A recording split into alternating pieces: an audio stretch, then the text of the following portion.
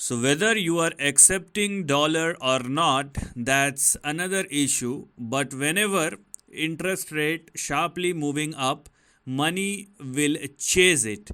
And that's what we can see as far as not only in the US dollar but across the globe. So let me discuss what is happening and what does this means, because it is really a nightmare, or I would rather say a dollar nightmare, when you are looking at the indications. And these simple data points will really prove you what's probably going to happen. For example, now let us see or check out this dynamic yield curve. Now you can clearly see it's not only inverted, but it's a kind of a flat yield curve chart. So from inverted to yield curve, and consider the same thing but with one notch or 1% higher. So let's just reimagine the same kind of line but 1 percentage point higher. Do you really understand what does it means? Because it's not about you and me. It's about who are having millions or billions of dollars. And if they are getting a risk-free rate of more than 5-6%, then obviously it's very much safe for them to be in bonds or be in treasuries, because that's where they can make a good amount of interest, with almost a negligible risk. So let me show you the chart, and this is what you can see.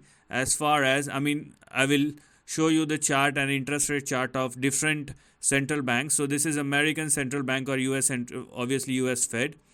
Now rather than, so in 2022 May, you have a percentage point, and right now it sharply risen up to 5.5%. So this is like 450% jump. If you consider this as a number, or 450 bips. And you can clearly see the chart. Now if you are looking at the current price or current interest rate of American Central Bank, it is as high as it were in 1999 or 2000, because what we have in 2006 or 7 was 5.25. Now it risen up to 5.5, and there is no such indications from the central bank of US or US Fed that it's going to come down. Rather, they are indicating that because of a good economic condition and because of inflation which is moving higher, we are going to keep it on the higher side rather than decreasing it. Next one will be let's say British Central Bank, although it's not a part of European Union right now, but it does carry a lot of weight. And you can clearly see from 0.25% to 5.25%, which is as high as it was in 2007-2008.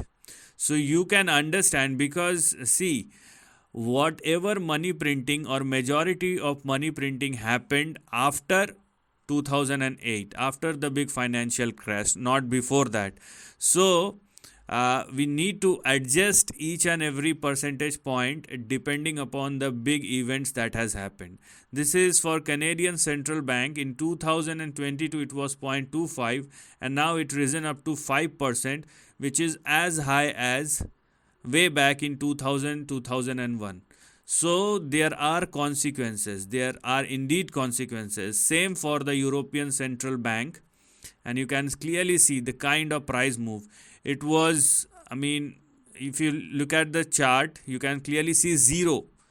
From 2016 till 2020, it was 21, it was zero. Now it is 4.5. Way going back way up to 2000, 2001. So you can understand that from 0 to 4.5%.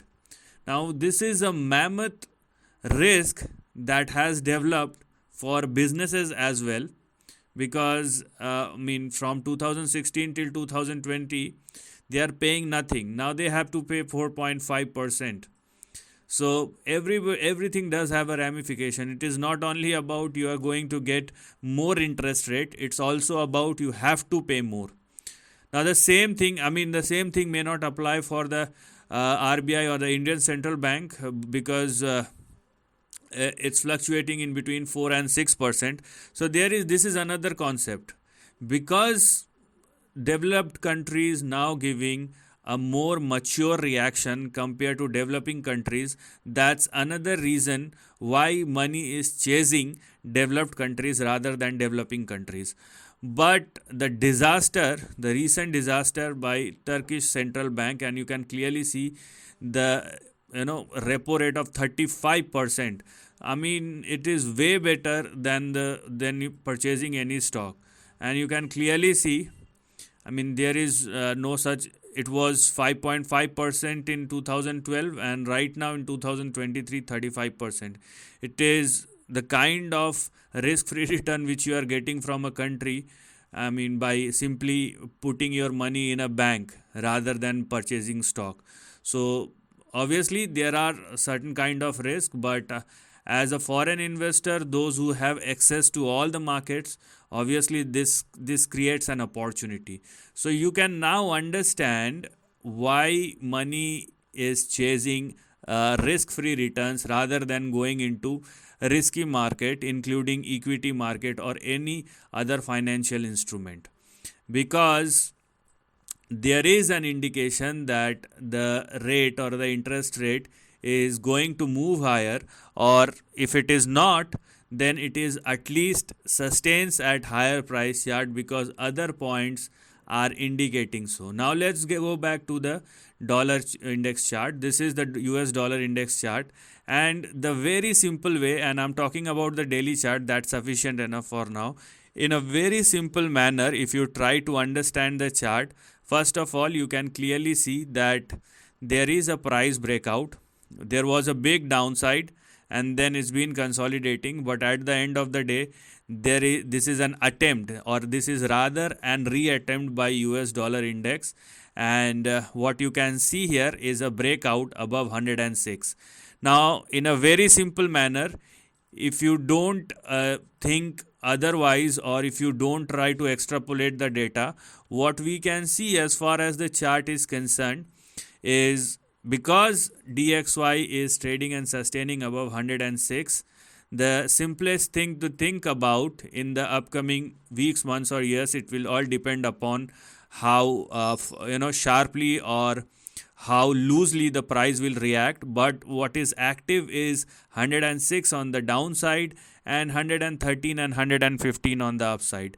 So this is rather what we're gonna look at as far as the next big price action is concerned, and it simply indicates that we will see further strength as far as US dollar index is concerned, which also indicates that there will be further rise as far as the interest rates, and somewhere down the line things will crack. Things will crack somewhere down the line, whether somebody says so or not, and it will all depend upon what kind of business or what kind of investments you are holding, and do you believe in that? Because if things keep on rising, somewhere down the line it will break, and it does not matter.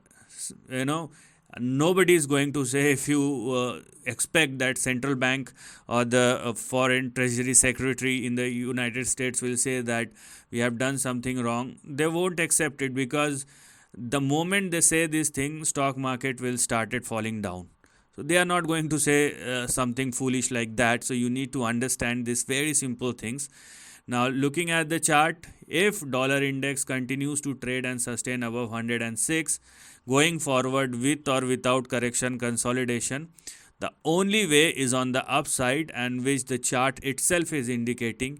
And if you go through the recent developments, there are enough evidence that dollar index is moving higher, and it is somehow reflecting the same sort of sentiment which we can get from the yield curve chart or from the majority of the central banks and their updated interest rate, and it's rather going to stay long for some more time. We don't know what does it means. Maybe for 1 year, maybe for 6 months, or maybe for 6 years. It will all depend upon how things will pans out.